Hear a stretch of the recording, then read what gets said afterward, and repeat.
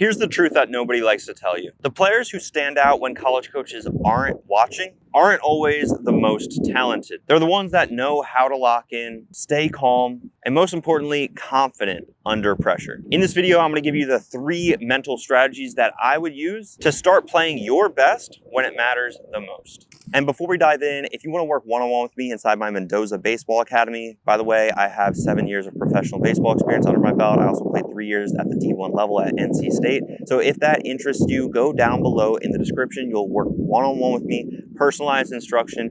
Go down below in the description to apply to work with me. So let's go over these 3 strategies that I think would be super beneficial. And the easiest way, I wrote them down so that way I never forget. But basically, these are the 3 mental strategies that I would personally use to stay calm and perform, especially if we're an overthinker, if we have any mental struggles. Of course, there are mental struggles in baseball because, there's so much failure. And how do we deal with that failure?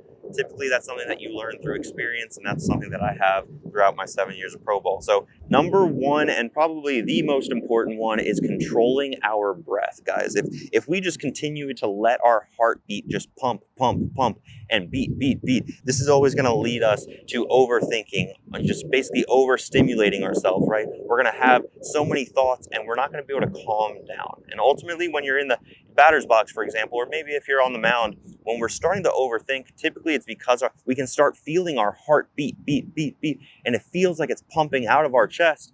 And this makes us feel very overwhelmed. And sometimes it forces us to have a little bit less confidence than we typically have. So when your heart's racing, start focusing on these tips. So number 1, just start trying to reset our breath, all right? So when we try to reset our breath, we're just trying to hold our breath. We're trying to focus on our breath. And last but not least, obviously, we're trying to decrease that heartbeat, right?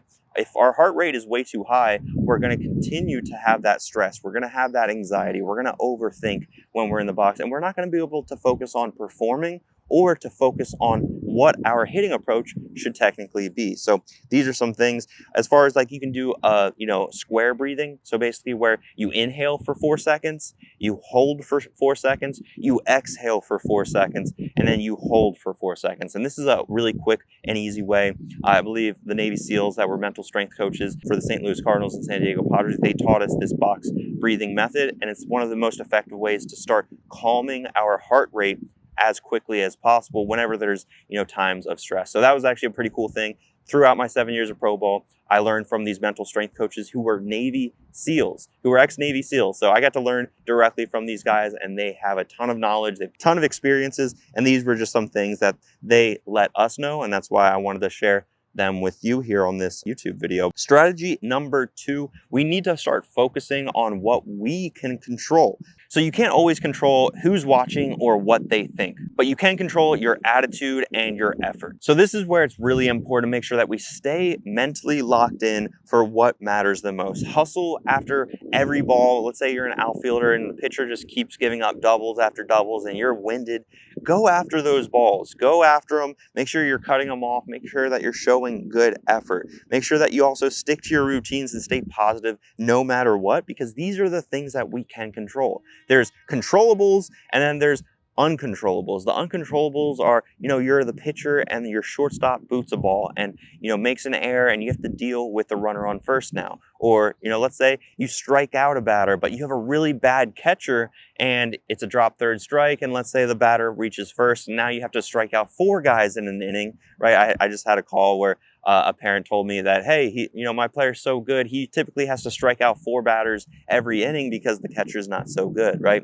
So little things like this can affect our mental state, and we want to make sure that we just have these frameworks in place to overcome them. So again, focusing on these controllables will keep your mind sharp when it matters the most, and ultimately it's going to start reducing the stress of what's actually happening, and you're going to start understanding, hey, shortstop boots the ball, who cares? Next pitch, I have control of that. I'm going to make the most of it and I'm going to compete. All right, strategy number 3, we're going to build a pre-game routine. Confidence isn't something that you magically have when it comes to game day. It's something that you build before the game even starts. This is where it's really important to develop a simple and repeatable warm-up and mindset routine. And guys, this is something that I did throughout my 7-year professional career. In the batter's box, I would have a mental routine. I would have kind of like, you see Bryce Harper do the same thing on every single at bat that he's ever taken, right? He has that routine that makes him feel comfortable, like, hey, I've been here before. I've done this before, right? And even if it's let's say your first college at bat, we need to revert to these, routines. Basically it's superstition, some might say. For me, it was a routine though. I would think the same thoughts. I would look at the same part of my barrel. I would look at the logo. I would start to control my thoughts and my breathing.